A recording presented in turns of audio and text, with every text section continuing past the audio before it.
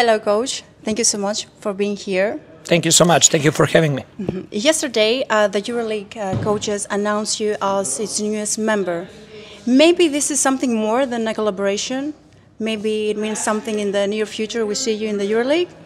Well, as of now, my all plans and everything is connected with Toronto Raptors and with NBA. I love my team. I love coaching in NBA, and I see myself being in NBA for many years to come.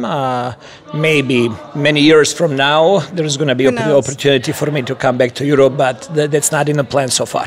Maybe the fact that you don't yell on the court is the reason that you are not in the Euroleague. Well, I do yell on the court when it's needed, but I can very easily adapt to any environment for sure.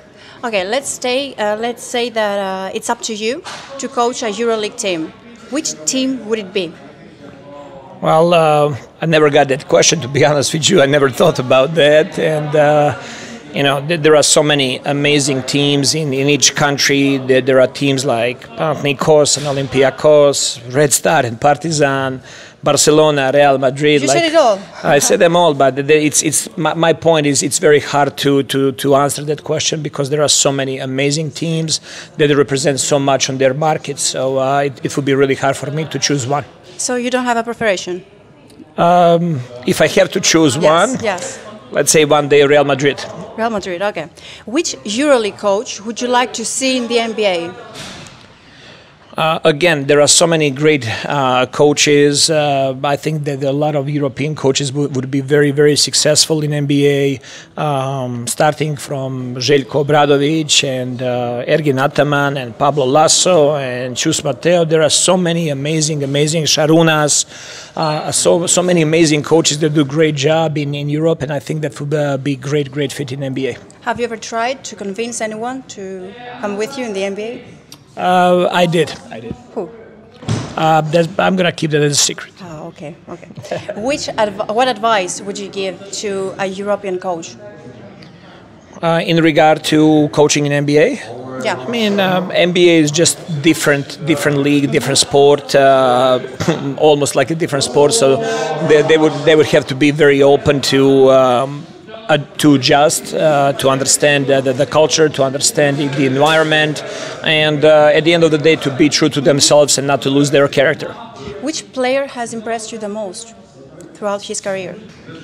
At any point of time? Yeah. I mean, that's a very hard question. You're hitting me with some very hard questions today. I have little time to do it.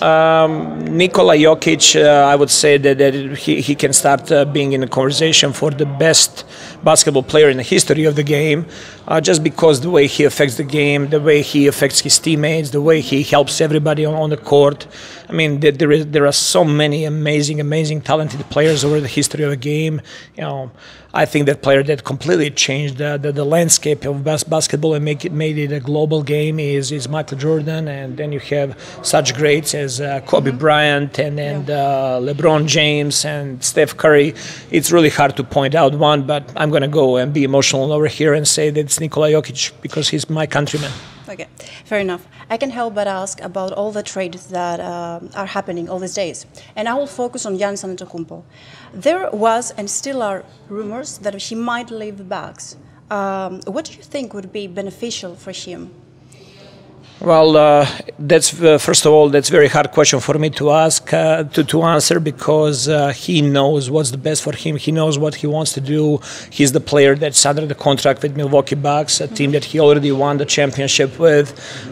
He's a type of player that he can make instant effect on any team in NBA. His talent is unbelievable. He's an amazing player, and at the end of the day, he will have to make a decision that he thinks is the best for him. Also, an exceptional player is Vasilij Micic, has taken the NBA and us about his future. So, do you believe it is possible for him to return in EuroLeague? What do you suggest? Or how do you like to see him? Well, again, from my understanding, he's a player that's still under the contract with his NBA team. Again, it's between him and his team to decide what they're going to do forward. So it's not my place as a coach of the opposing team to make those comments, and it's not my place to be in that. Okay. If you could trade one player, who would it be? To trade for one player? Well... I mean, to be honest with you, I love my team. I love all the players that we have on my team, and I'm really, really happy what we have right now. So I would not make trade for anybody right now. Fair enough. I would like to ask about Luka Doncic. Okay, if it were up to you to trade him, would you do it? Though all of those are hypothetical questions, and I do not feel comfortable answering those questions. Okay. Do you think that the fact that he traded to Lakers, it is for his own good at the end of the day?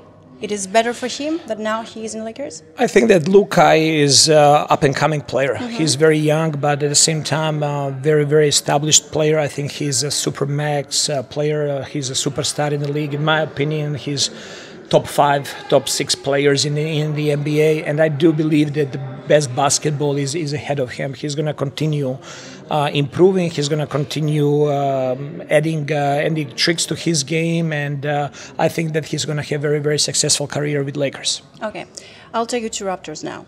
So, you called Scottie Barnes a unicorn, right? Okay, do you want to explain? What do you mean about that? Yes, he's a player with the size of 6'9", that he can play point guard. He can play position 5 occasionally. I can put him in any position on the court to play position 2, 3, and 4. Defensively as well, he can guard multiple positions. Very physical, very smart. He's a player that I think that he's going to just every year, I think that he's going to continue growing and improving, and I think that he's going to be a team that's going to bring a championship back to Toronto. There is actually one more guy that I know that you appreciate a lot, Milos Teodosic. Okay, he retired a few days ago. So you think that maybe coaching, it is for him now? Milos has such a knowledge of the game that I think that he would be extremely successful if he decides to coach, if he decides to be GM of the team, if he decides to do anything in basketball. I think basketball is life for him. I think that he gave so much to the game, and game gave so much to him. I think it would be amazing if Milos would decide to stay connected with the game. Okay, 2 more questions. Okay, do you think that the choice... we are in Oaxaca, okay. The 2 last questions are about Jonas. Okay. Do you think that the choice to come to Europe was the best for him? Would you recommend it to him? I did not follow the media last couple of days. I know that Jonas got traded to Denver, and Denver is holding his rights, and that's all I know at this point. But he is now here in Athens. Good for him. Maybe he's here for vacation. I don't know. Okay. So hypothetically, that he is joining Panathinaikos, okay? I want a piece of advice to Jonas about Panathinaikos, and to Coach Ataman, a piece of advice for Jonas. Jonas is the player that is amazing talent. He has a wealth of experience, and I think he's a player that he can help any team in NBA or in Europe. And Coach Ataman, what do you say to him for Jonas? I do not have any comments on that. Okay.